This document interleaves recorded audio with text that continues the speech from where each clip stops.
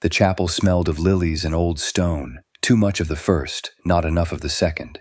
Evan Thornton stood alone at the front pew, polished shoes unmoving, eyes locked on the closed casket that held the last thread to his childhood.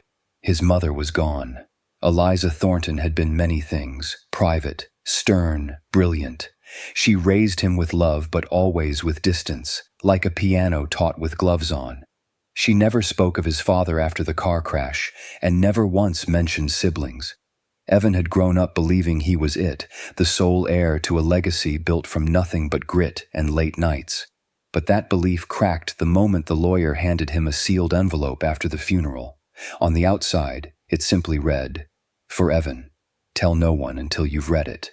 He waited until nightfall. His penthouse high above Manhattan was silent but buzzing, not from noise but from knowing. He poured a drink he didn't touch and unfolded the letter. "My dearest Evan, if you are reading this, I'm gone, and you're probably angry. I don't blame you, but I need to tell you something I should have said long ago. You had a sister. Her name is Lily. I gave her up when she was just days old. Your father had just been killed, not by accident like they claimed. He had uncovered something dangerous in the company he worked for, and they made sure he was silenced. I was terrified, alone. I thought giving Lily up would keep her safe. She's out there somewhere. I left no record for a reason, but I kept this."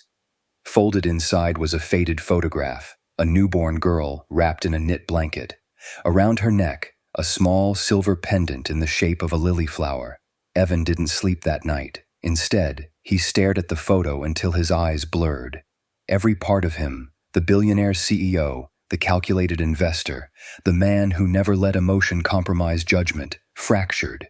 He had a sister, a real one, and she had lived her whole life never knowing she had family. The next morning, Evan made a decision that would change everything. He postponed 2 board meetings, rerouted his travel schedule, and quietly hired the most discreet private investigator in New York. No press, no trails. Weeks passed. Then one morning, a file landed on his desk. Willow Creek, Missouri, a sleepy town with more pickup trucks than traffic lights, and in it, a small diner called Daisy's Table. The final photo in the file made his breath hitch. There she was, grown now, brown hair pulled back, apron smudged with coffee, and the same necklace still hanging around her neck. She didn't look rich. She didn't look safe. But she looked real. Strong. Kind. Evan didn't hesitate. That same day, he booked a one-way ticket. Not as a CEO, as a brother. And he had no idea what he'd say when he saw her. The sign at the town's edge creaked in the wind. "Welcome to Willow Creek. Population, 3,421. Below it, a wooden placard hung unevenly. "Home of the best pecan pie in Missouri." It made Evan smile despite the weight in his chest. This place was a world apart from his glass and steel empire. No honking cabs, no camera flashes, just slow-moving trucks, hand-painted storefronts, and the smell of earth after rain. Evan parked across from the diner, heart ticking louder than usual. Daisy's Table looked like it hadn't changed since the 70s. Chipped mint paint, crooked blinds, a "Help Wanted" sign duct taped to the inside of the door. And then she appeared. Lily. She stepped out with a tray balanced in one hand and a tired smile that didn't quite reach her eyes. Her hair was darker than in the photo, pulled into a messy bun. Her apron was fraying at the edges, and she wore sneakers with one mismatched lace. But her necklace, the silver lily, still hung there, catching the light like it remembered something. Evan stayed in his car, hidden behind the tinted window, breath shallow. This was her, his sister. She laughed softly at a customer's joke, nodded at a child tugging on her skirt, then disappeared back inside. He could have walked in right then, ordered coffee, told her everything. But how do you tell someone that their whole life started with a lie? Instead, Evan spent the next 3 mornings at a corner booth by the window, under the name Mr. Carter, always coffee, always toast. He watched, listened, waited. She was good at her job, fast on her feet, kind to strangers, firm with drunks. But there was something beneath the surface, something no one else seemed to notice. The way her eyes lingered on families who laughed too loud. The way she rubbed her pendant when she thought no one was looking, like she was searching for a memory she never had. Lily didn't know she was being watched, but Evan wasn't spying. He was remembering. The way his mother used to hold his hand at the grocery store, the lullabies she sang when she thought he was asleep, how she stopped smiling after the day his father died. Lily had missed all of that, and Evan had missed her. He didn't want to ruin her life. He didn't want to show up like some rich ghost from a past she never asked for. So he waited until Thursday. That morning, a new customer came in, loud, rude, grabbed Lily's wrist when she dropped a check. Evan stood before he could think. 1 second, he was halfway to the booth. The next, Lily pulled her hand back on her own and fixed the man with a calm, steely glare. "Touch me again," she said quietly, "and you'll be leaving through the window." The diner froze. The man backed down. Evan sat back down, stunned. His sister didn't need saving, but maybe. She deserved to know she'd never be alone again. The bell above the door jingled faintly as Evan stepped into Daisy's table the next morning, this time without his usual disguise of silence. No dark sunglasses, no hat, just him, crisp shirt, watch he forgot to take off, and a heart hammering against his ribs. Lily didn't recognize him, of course. Why would she?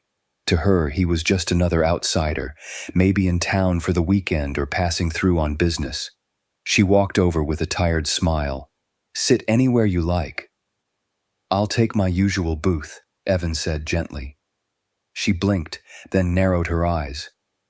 "Mr. Carter?" He nodded. "Huh, never took you for someone who wore cufflinks." "I'm full of surprises." She half smiled at that, then pulled her notepad out of her apron. "Let me guess. Coffee, black, toast, no butter." He hesitated, then quietly added, "And a question." She looked up. "A personal one." Her shoulders stiffened a little, defenses rising. "You're not going to ask me out, are you?" "No," Evan said softly. "Nothing like that." "I'm not here to bother you, Lily. I'm here because of this." He reached into his pocket and slowly pulled out the photograph, the one of the infant wrapped in the knit blanket. Then, just below it, he placed a second item, a matching silver lily pendant. Her eyes locked on the necklace. Then the photo. Her breath caught. "Where did you get those?" "They belong to my mother," Evan said. "Eliza Thornton." Lily's hand instinctively rose to her own pendant, identical in every way. Her fingers trembled. "She kept this one," he continued, "and gave you the other, to protect you, because she couldn't keep you safe back then." Lily shook her head slowly, backing a step away. I think you've got the wrong. You were born in October." "Right?" Evan asked gently. "At St. Francis Hospital in Chicago, a week after our father died." Her eyes filled suddenly. "How do you know that?" "Because I'm your brother." The words landed like thunder in the quiet space between them. "I didn't know either," he added quickly, "not until she passed. She left me a letter, told me everything, about our father, the danger, why she had to give you up." Lily stood frozen, the tray still in her hand.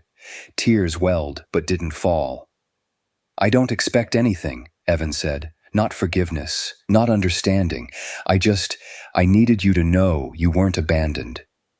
You were protected." The silence felt thick and endless. Then Lily slowly pulled off her necklace and held it beside his. The two pendants glinted in the sunlight, silver and identical, twins like the souls who wore them. "I always wondered," she whispered, "why it felt important." Now the tears came, soft and unstoppable. Evan didn't reach for her. He just stood there, steady and quiet. Because some truths don't need comfort right away. Just space. And Lily, after all this time, had finally found a piece of her beginning. Lily didn't come back to work the next day, or the day after that. Evan didn't push. He waited at the edge of Willow Creek in a modest rental house with creaky floorboards and bad plumbing. It gave him time to think about the letter, the photograph, the guilt sitting like lead in his chest. Then, on the third morning, a knock. He opened the door and found Lily standing there, hair pulled into a low ponytail, a folder tucked under her arm. "Can I come in?" she asked, voice tight. "Of course." She walked past him without looking around. Her steps were quick, her movements stiff, like if she didn't move fast enough, she'd lose the courage. "I didn't sleep," she said, turning to face him. "I kept thinking maybe I was just someone's mistake. Maybe I didn't belong anywhere." Evan shook his head. "You weren't a mistake." She ignored that and placed the folder on the table. "These are my adoption papers. There's a sealed envelope I've never opened. Says it's from my birth mother. I think I'm ready now." Evan didn't speak. He just nodded. Lily sat, took a deep breath, and peeled the envelope open. Inside was a handwritten note on yellowed paper. The pen had pressed deep into the page. Her mother must have written it in a single sitting, fueled by grief and fear. "My sweet Lily, if you ever find this, it means the world wasn't kind enough to protect you like I hoped. Your father was killed for trying to stop something terrible. He worked for a man named Barrett Coe, a tech investor turned politician. He discovered Coe was laundering defense contracts and threatened to go to the press. The crash that killed him wasn't an accident. I know it. I was warned. Leave it alone or lose everything. I made the hardest choice of my life. I gave you up so they wouldn't come for you too, but I prayed that one day you'd find your way back to the truth. I'm so sorry. Love, Mom." Lily's hands trembled. Evan sat across from her, pale. He remembered the name Barrett Coe, still active, still powerful, still dangerous. "That's why she never told me," Evan whispered. "She was protecting us both." Lily looked up at him. "So what now?" "You're rich. You could take him down, right?" Evan leaned back, jaw tight. "I could destroy him financially, dig into every corner, drag the truth into the light." She stared at him. "But," he added, "it won't bring our parents back. It won't fix what happened to you. Or me." Lily was quiet for a long time. Then she said, "I don't want revenge." Evan blinked. "What do you want?" She looked out the window, into the soft morning light. "I want to live a life that isn't shaped by his shadow." And just like that, Evan realized his little sister wasn't just someone who survived. She was someone who could teach him how to move forward. Lily hadn't drawn in years, not seriously, not since the foster homes, where art supplies were luxuries and sketchbooks were replaced with survival. But something had shifted after reading their mother's letter. Not just pain, but permission, to feel, to remember, to hope. One evening, Evan found her sitting on the back porch of the rental house, knees tucked under her, charcoal pencil smudging her fingertips. She was sketching an old oak tree in the distance, gnarled, imperfect, but strong. "I used to dream about opening a little studio," Lily said, not looking up. "Not a big gallery or anything fancy, just a quiet space where people could come and make things. Paint, breathe, be." Evan leaned against the railing beside her. "What stopped you?" She gave a small shrug. "Life." After a pause, she added, "And maybe believing I wasn't worth it." Evan didn't respond immediately. Instead, he reached into his jacket and pulled out a small envelope. Inside was a key and an address. "What's this?" she asked. "It's an old florist's shop in town," Evan said. "Closed last year. I bought it quietly, no strings, just thought maybe you could take a look." Lily's brows knit. "Evan." "You don't owe me anything," he said quickly. "This isn't charity, it's a way to say I see you. Really see you." She stared at the key, then at him. "Why do you care so much?" He let out a breath. "Because I missed every single birthday you ever had.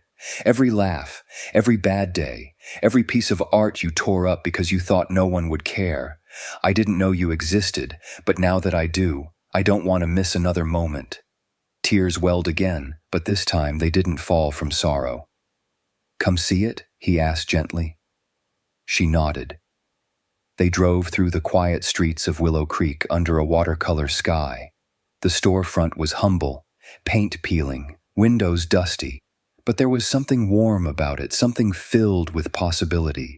Inside, light streamed through the front windows and scattered across the floor like gold dust. Lily turned slowly, touching the walls, imagining shelves of sketch pads, jars of brushes, kids laughing while paint dried on their hands. "It's perfect," she whispered. Then she turned to him. "But I want to do it on my terms, my name on the lease, my choices, my mistakes, if I make them." Evan smiled. "That's exactly what I hoped you'd say." For the first time, Lily saw what made her brother different from the cold men who tried to own everything. He didn't want to control her future. He wanted to make sure she had one. And just like that, the dream she'd buried years ago began to stir again. Not because someone gave it to her, but because someone finally believed she was worth it. 6 months later, Willow Creek had changed, but not too much. The potholes still dotted Main Street. The diner still served too strong coffee. But just down the block from Daisy's table stood a newly painted storefront with hand-lettered glass that read, "The Lily House, Art for the Soul." Inside, sunlight poured across open tables covered in paper, crayons, watercolors, and clay. The walls were lined with community-made pieces, messy but joyful, imperfect but full of life. Lily stood by the door, apron smudged with paint, hands resting on her hips. A boy with tangled curls held up a finger painting with a proud grin. A retired teacher was sculpting a tiny bird. A single mom sat quietly in the corner, sketching the face of her daughter. It wasn't just a studio, it was a sanctuary. Outside, Evan leaned against the window frame, watching with a quiet smile. He didn't walk in, didn't interrupt. He liked just watching, like a brother content to be in the background, letting her light shine. They had both changed since that first encounter. He still wore expensive suits, still flew back to the city every few weeks for board meetings. But now he called every Sunday, sent her photos from wherever he was, always signing them, "Your annoying big brother." And Lily, she was stronger, not louder, not flashier, just settled, rooted in who she was, not where she came from. One quiet afternoon, she invited Evan over for dinner. Homemade soup, cornbread, and laughter that came easier than it used to. After the dishes were done, she brought out a small wooden box. Inside were letters, from their mother. "I found them behind a false panel in the closet," Lily said. "She must have written them over the years and hidden them away." Evan picked one up. It was addressed to My Lily Bean, another to My Brave Little Girl. Another just said, "If you ever feel alone, read this one first." They didn't read all the letters that night, just one. It was enough. At the bottom of the letter, in faded ink, their mother had written, "I hope one day you'll find each other, not because of me, but in spite of everything, because family isn't just who we come from. It's who we choose when we're ready." Lily looked up, tears in her eyes but smiling. Evan reached across the table, not with an offer, not with a plan, just a hand. She took it. Not everything was perfect, but it was real. And as they sat together in the soft hush of evening, a brother and sister once separated by fear and secrets, they found peace in something stronger than blood or legacy. They found it in the choice to start again.